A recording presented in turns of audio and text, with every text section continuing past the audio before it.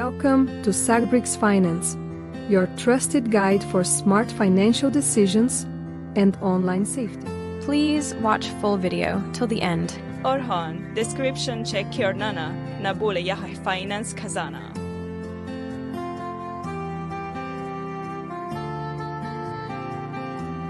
नमस्कार। कभी कभी जिंदगी में पैसों की जरूरत एकदम से आ जाती है ना? और तब सबसे बड़ा सवाल खड़ा होता है, पर्सनल लोन लेना सही रहेगा या फिर क्रेडिट कार्ड लोन से काम चलाना चाहिए। तो आज हम इन्हीं दोनों ऑप्शंस को एक दूसरे के आमने सामने खड़ा करने वाले हैं एक फाइनेंशियल रिंग में, और देखेंगे कि असली चैंपियन है कौन। जरा सोचिए, अचानक से पैसों की जरूरत आन पड़ी है।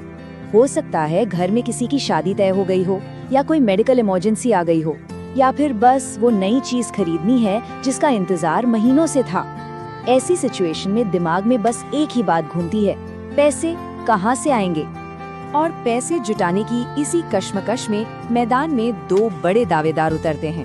एक तरफ है भरोसेमंद पर्सनल लोन और दूसरी तरफ है तेजी से काम करने वाला क्रेडिट कार्ड लोन। लेकिन किसी की जरूरत के लिए इन दोनों में से असली विनर कौन है? चलिए पता लगाते हैं। इस सवाल का जवाब ढूंढने के लिए हम सीधे एक्सपर्ट्स की राय जानेंगे। सैग्रिक्स फाइनेंस के 2026 की गाइड के आधार पर हम इस पूरे मुकाबले का विश्लेषण करेंगे। तो चलिए बिना देर किए सीधे फैक्ट्स पर आते हैं। तो मुकाबला शुरू होता है राउंड 1 के साथ, लागत की लड़ाई। क्योंकि दिन के आखिर में सबसे बड़ा सवाल तो यही होता है ना कि कौन सा ऑप्शन जेब पर कम भारी पड़ेगा। और ये देखिए, पहले राउंड में एक बहुत बड़ा अंतर सामने है। पर्सनल लोन की ब्याज दरें आमतौर पर 10 से 18% के बीच होती हैं। वहीं क्रेडिट कार्ड लोन 14% से शुरू होकर 36% या उससे भी ज्यादा तक जा सकता है। मतलब ये गैप तो बहुत ही ज्यादा है। तो भाई लागत के मामले में तो पर्सनल लोन साफ साफ आगे निकल गया है। लेकिन ये परसेंटेजेस सुनने में तो ठीक है, पर असल में जेब से कितना पैसा जाएगा? चलिए इसे और आसान बनाते हैं। सैग्रिक्स फाइनेंस के 1 लाख रुपए के लोन वाले उदाहरण से समझते हैं कि इसका असली असर क्या होता है। और ये चार्ट, ये तो पूरी कहानी खुद ही बयां कर रहा है। जरा ध्यान से देखिए, 1 लाख के लोन पर पर्सनल लोन में कुल मिलाकर करीब 1,13,000 रुपए चुकाने होते हैं। लेकिन क्रेडिट कार्ड लोन में वो रकम सीधा 1,27,000 के पास पहुंच जाती है। तो इसका सीधा सीधा मतलब ये हुआ कि क्रेडिट कार्ड लोन पर करीब 14,000 रुपए ज्यादा देने पड़ रहे हैं। जरा सोचिए, 14,000 रुपए, ये एक बहुत बड़ी रकम है जिससे कोई और काम हो सकता था। तो बचत के मामले में ये फर्क बहुत मायने रखता है। लेकिन ठहरिए, कहानी अभी खत्म नहीं हुई है, क्योंकि हमेशा सिर्फ लागत ही सब कुछ नहीं होती। अब आता है राउंड 2, स्पीड की रेस। मतलब जब पैसों की जरूरत अभी इसी पल हो तो कौन सबसे तेज है। और इस राउंड में क्रेडिट कार्ड लोन बाजी मार ले जाता है। पर्सनल लोन में थोड़ी कागजी कार्रवाई होती है, अप्रूवल होता है, जिसमें 24 घंटे से लेकर कुछ दिन भी लग सकते हैं। लेकिन क्रेडिट कार्ड लोन वो तो इंस्टेंट है। मतलब एक क्लिक किया और पैसा अकाउंट में। जब कोई इमरजेंसी हो तो यही स्पीड सबसे कीमती चीज बन जाती है। चलिए अब आते हैं राउंड 3 पर, यानी कि ताकत का इम्तिहान। जब जरूरत छोटी मोटी न हो बल्कि बड़ी हो तो कौन ज्यादा फाइनेंशियल पावर देता है। पर्सनल लोन असल में बड़ी जरूरतों के लिए ही बना है। एलिजिबिलिटी के हिसाब से 40 लाख रुपए तक का लोन मिल सकता है।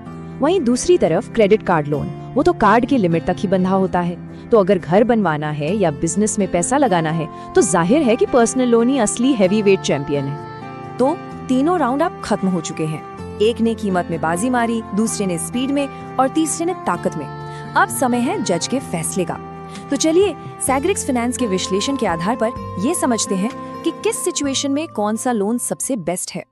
ये देखिए, सैग्रिक्स फाइनेंस का ये इन्फोग्राफिक ये पूरी कहानी को एक ही फ्रेम में समझा देता है। एक तरफ पर्सनल लोन की कम ब्याज दर और बड़ी रकम की ताकत है, तो दूसरी तरफ क्रेडिट कार्ड लोन की स्पीड और सुविधा। ये पूरी तुलना का एक बेहतरीन विजुअल है। तो पर्सनल लोन किसे चुनना चाहिए? देखिए, बात सीधी है। अगर किसी को एक बड़ी रकम की जरूरत है, ब्याज दर कम चाहिए और चुकाने के लिए लंबा समय चाहिए एक फिक्स्ड ईएमआई के साथ, तो पर्सनल लोन से बेहतर कुछ नहीं। इससे महीने का बजट भी कंट्रोल में रहता है। तो फिर क्रेडिट कार्ड लोन किसके लिए है? इसे तब चुनना चाहिए जब पैसों की जरूरत बिल्कुल तुरंत हो, खर्च छोटा हो और ये भरोसा हो कि इसे बहुत जल्दी चुका दिया जाएगा। याद रखिए, ये स्पीड के लिए है, लंबी प्लानिंग के लिए नहीं। और ये टेबल, ये इस पूरी बहस का निचोड़ है। साफ है, कम ब्याज और बड़ी रकम चाहिए तो पर्सनल लोन, और अगर तुरंत छोटी मोटी जरूरत है तो क्रेडिट कार्ड लोन। बस इतनी सी बात समझने की है। तो इस पूरी छानबीन के बाद एक्सपर्ट्स का आखिरी फैसला क्या है? सैग्रिक्स फाइनेंस की फाइनल सलाह क्या कहती है? उनका निष्कर्ष बिल्कुल साफ और सीधा है। ज्यादातर हालात में और ज्यादातर लोगों के लिए पर्सनल लोन ही एक ज्यादा समझदारी भरा और किफायती ऑप्शन साबित होता है।